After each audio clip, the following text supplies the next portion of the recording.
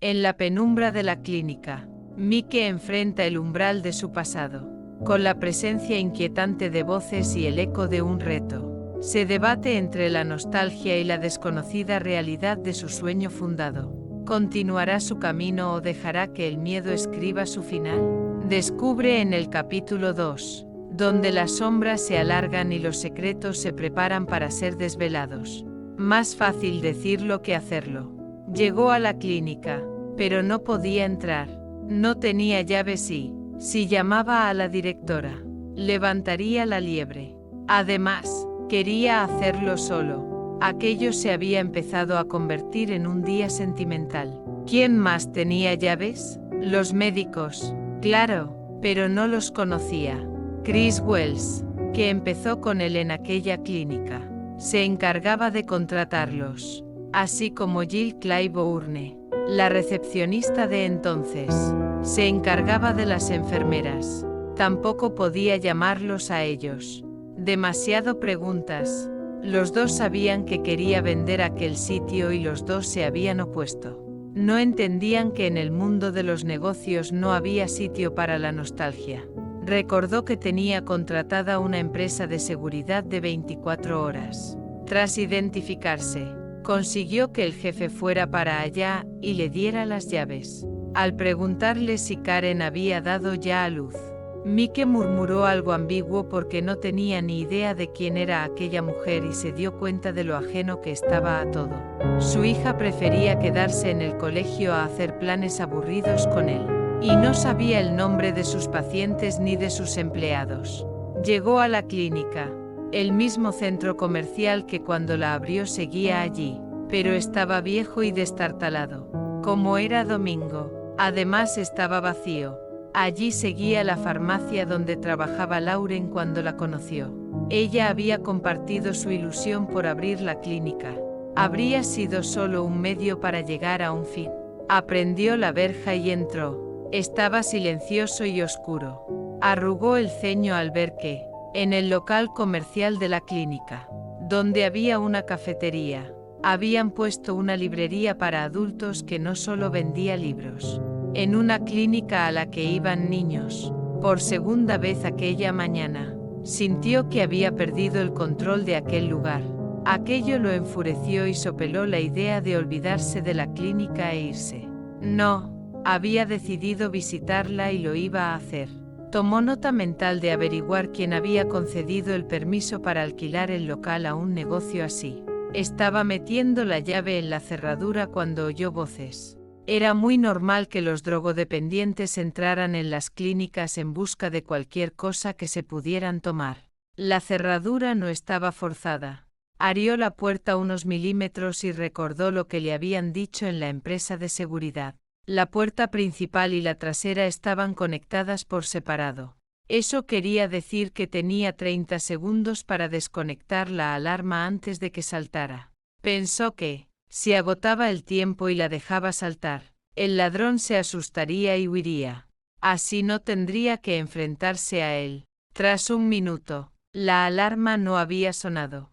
Tomó nota mental de aquello también. La lista que había empezado por ¿quién es Karen? ¿Y quién ha puesto ahí esa librería? Iba creciendo. Ya no oía voces. Serían la música, que las tapaba. ¿No se suponía que los ladrones tenían que ser sigilosos? ¿Qué hacían robando con música pop?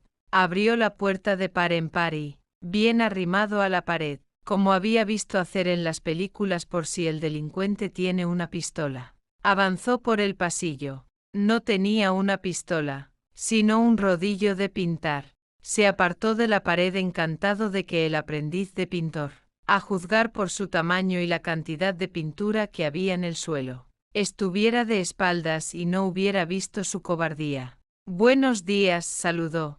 Soy Michael Trent, el dueño del edificio. No sabía que iban a pintar este fin de semana. El pintor lanzó un grito, más bien un alarido. Se giró y lo caló de pintura amarilla de arriba a abajo. No era un aprendiz, sino la fiera de la noche anterior. Como llevaba el pelo recogido bajo una gorra, vaqueros y camiseta, la había tomado por un chico. La mujer apagó la radio y fue hacia él. Esa maldita alarma. Mira que le he dicho veces a Carmel que no funciona. Siento mucho lo de la pintura, pero no debería ir por ahí dando sustos a los demás. Espero que se quite, contestó Michael pasando a su lado y yendo a mirar los botes de pintura. Menos mal, es acrílica, añadió quitándose la camisa y dejando al descubierto un pecho maravillosamente bien formado. Jacinta se quedó mirándolo anonadada. Supongo que el baño seguiría estando donde siempre, comentó. Sin darle tiempo a contestar, se alejó por el pasillo. ¿Dije que sí o se ha tomado la justicia por su mano? Le preguntó al volver. No hace falta que conteste. Era una pregunta retórica. Le dije ayer que vendría, pero no le di permiso para que se adelantara y fuera pintando. Su tono arrogante enfureció a Jacinta. ¿Y por qué lo iba a creer? Estoy segura de que pretendía mandar a un empleado. Quien hubiera hablado con Carmel, que le hubiera dicho que la clínica está tan mal que no merece la pena invertir en ella. Miré a su alrededor. La gente entra y no se quiere ni sentar porque les da la impresión de que van a pillar algo más de lo que traen de sus casas. ¿Y pintar las paredes los va a hacer cambiar de parecer? Preguntó Michael. Ah, veo que también tiene intención de pintar las sillas, añadió dándose cuenta de que una de ellas estaba manchada. Jacinta sintió deseos de lanzarle el rodillo a la cabeza. No, las sillas las quería cambiar, contestó con toda la dignidad que pudo. Esa era una de las cosas de las que quería hablar con usted. No sé si Carmel tiene razón. Si la clínica va mal, no merece la pena gastarse dinero en ella. La clínica va mal, precisamente porque nadie invierte en ella, apuntó Jacinta. Es un servicio muy necesitado en el centro de la ciudad, pero cada vez viene menos gente porque esto es como la antesala de la muerte. Ni siquiera se los llaman por sus nombres, sino que son solo números. Un altavoz dice número 27 a la sala 3. Todo el mundo mira el papelito que le han dado a la entrada. Como no se dan en orden, el que tiene el 75 piensa que va a tener que esperar 3 horas. No sabe que podría ser el siguiente. Tira el papel y se va. Jacinta miró a aquel hombre, causa de todos sus problemas, y se sorprendió al verlo alucinado. Son números. Muy buen actor, pero no se lo iba a tragar. No me diga que no lo sabía. Carmel dice que así se hace en todas sus clínicas porque es más eficiente. ¿Más eficiente? Entiendo que se tarda menos en decir 14 que señora Belby Sims, pero también se tarda más en decir 148 que señor Smith. Mike miró a la fiera. A decir verdad, no era tan fiera. ¿Me está diciendo que todos los pacientes tienen números? Repitió. Tenía que asegurarse de que lo había entendido bien antes de despedir a alguien. ¿A quién?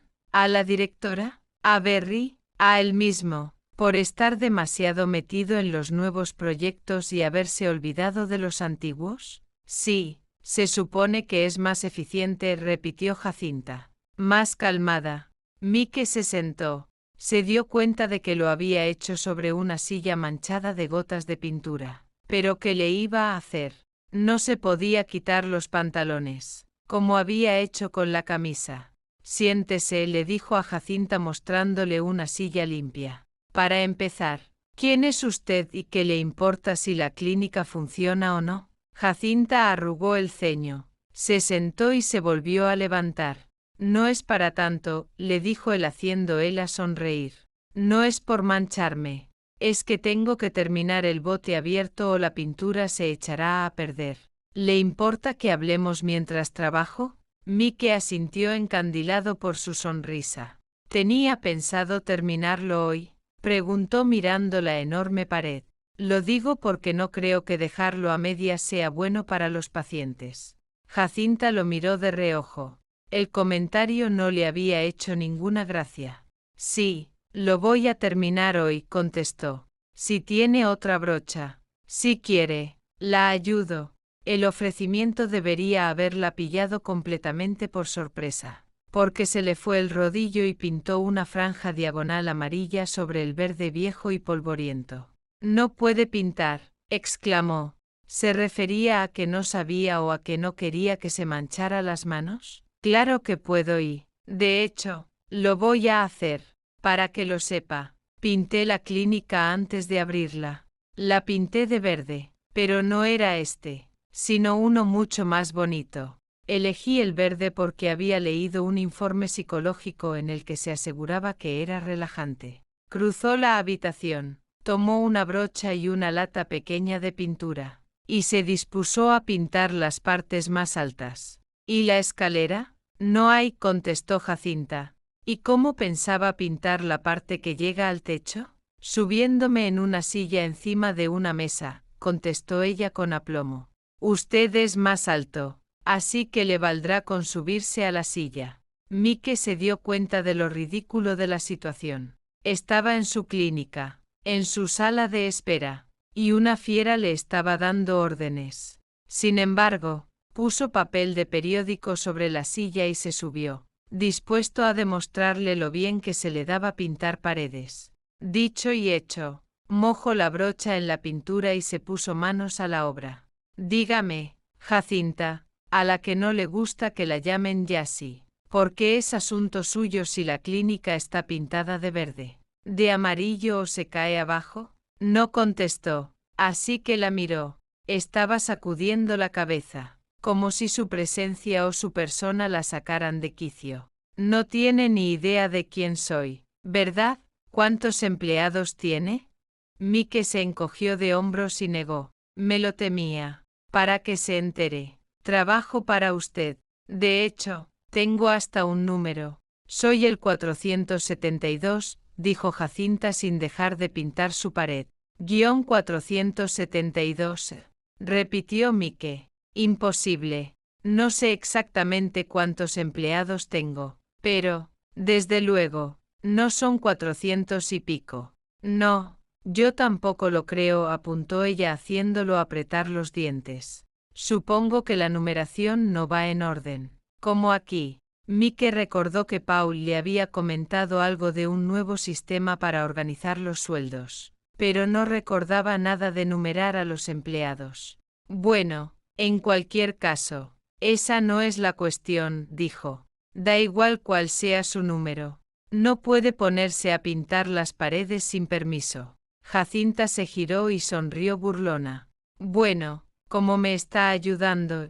Mike apretó los dientes y se centró en que la pintura no goteara. Porque, si no, no va a terminar nunca y no quiero que mañana, cuando vengan los demás empleados y los pacientes, se encuentren con la clínica llena de grafitis. Claro que habría terminado, exclamó Jacinta, aunque sabía que probablemente se hubiera tenido que quedar toda la noche. Además, tampoco se crea que es de tanta ayuda. Cada vez que habla, deja de trabajar para apuntarme con la brocha, como si fuera un director de colegio con la vara. Jacinta siguió trabajando en silencio.